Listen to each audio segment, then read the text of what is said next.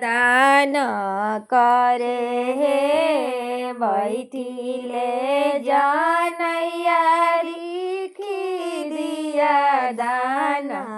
करे हे गैया दान कइले बछरू सहिता हे गैया दान करैते में फाटले कले रहे छिपावा जे दान कैली लोटावा सहित हे छिपावा जे दान कैले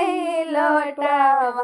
सहिता हे दिया बेटी के दान